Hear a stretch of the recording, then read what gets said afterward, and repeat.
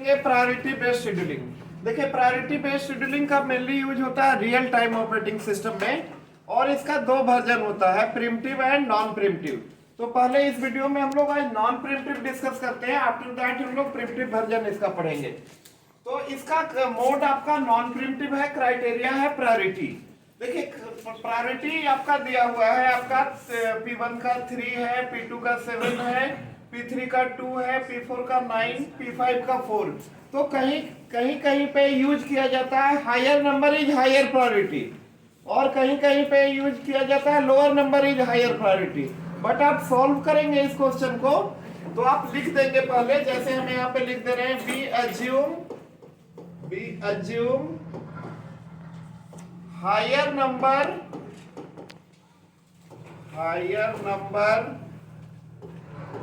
is higher priority, higher number is higher priority।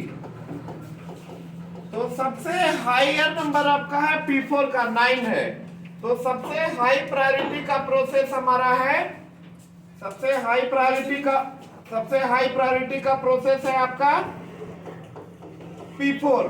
P4 का priority क्या है, high है, 9 है, ठीक है। तो अब इसको शेड्यूल करते हैं हम लोग ऑल द प्रोसेस को with the help of Gantt chart. तो सबसे पहले अब देखेंगे हमारा कि रेडी क्यू में कौन सा प्रोसेस आया है। तो एट टाइम 0 आपका P1 आया है, सबसे हाई प्रायोरिटी का P4 जरूर है, बट आपका अराइवल टाइम इसका 3 है, रेडी क्यू में एट टाइम 3 पे आया है। तो आप लोग को एक बताए थे सीपीयू शेड्यूलिंग क्राइटेरिया में मैक्सिमम यूटिलाइजेशन ऑफ सीपीयू, यानी 0 से 3 यूनिट टाइम तक सीपीयू को आइडल हम लोग नहीं रख सकते हैं, तब तक जो प्रोसेस आया हुआ है रेडी क्यू में उसको हम लोग शेड्यूल कर देंगे। तो 0 टाइम पे आपका P1 आया है, तो 0 से 3 यूनिट टाइम तक P1 गेट शेड्यूल, P1 को हम लोग शेड्यूल करेंगे, P1 एग्जीक्यूटेड। ये नॉन प्रिमिटिव है, प्रिमिटिव में हम लोग सिंगल यूनिट चलाएंगे, बट नॉन प्रिमिटिव में जो रिक्वायर्ड बीटी है उतने बीटी के लिए। अब देखिए टाइम 3 आपका P2, P3 and P4। P2 आया, फिर आपका P3 आया, फिर आपका P4 आया, यानी हाई प्रायोरिटी का प्रोसेस आपका P4 आ चुका है कहां पे, रेडी क्यू में। P4 का आपका बर्स्ट टाइम क्या है, 3। तो 3 से 6 यूनिट टाइम तक आपका कौन चलेगा, P4।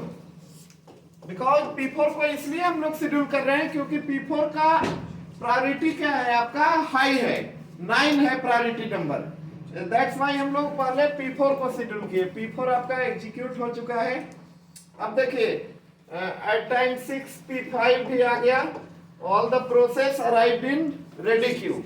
अब देखिए P4 के बाद आपका सबसे हाई प्रायोरिटी का प्रोसेस P2 है, तो यहाँ पे P2 को हम लोग शेड्यूल करेंगे for how much unit of time, 5, because BT of process P2 is 5। 6 to 5 11 unit तक आपका चलेगा process P2 gets executed. P2 के बाद आपका हाई प्रायोरिटी का प्रोसेस है P5, बिकॉज इसका प्रायोरिटी नंबर 4 है, तो 11 और 5 16 तक आपका चलेगा P5 गेट्स एग्जीक्यूटेड। अब only and only one process बचा है P3, जिसका प्रायोरिटी 2 था, सबसे लो प्रायोरिटी था, इसलिए सबसे लास्ट में आपका P2 शेड्यूल हो रहा है, क्योंकि यहाँ पे क्राइटेरिया क्या होता है, प्रायोरिटी। तो P3 को शेड्यूल करेंगे for how much unit time, 6।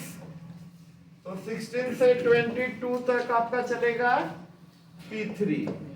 हमारा सारा प्रोसेस शेड्यूल हो चुका है। कंप्लीशन टाइम देख लेते हैं यहाँ पे। Completion time of P1 is 3, completion time of P2 11 पे कंप्लीट हो रहा है।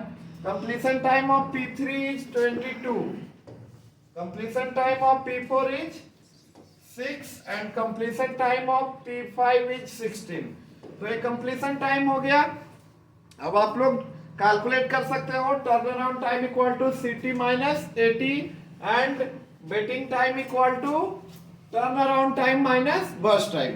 तो इससे आप लोग शेड्यूल कर सकते हो। ये आपका प्रायोरिटी बेस्ड शेड्यूलिंग का नॉन प्रिमिटिव वर्जन था, और इसका प्रायोरिटी बेस्ड शेड्यूलिंग का यूज होता है आपका रियल टाइम ऑपरेटिंग सिस्टम में, जैसे एफसीएफएस का यूज होता था बैच ऑपरेटिंग सिस्टम में।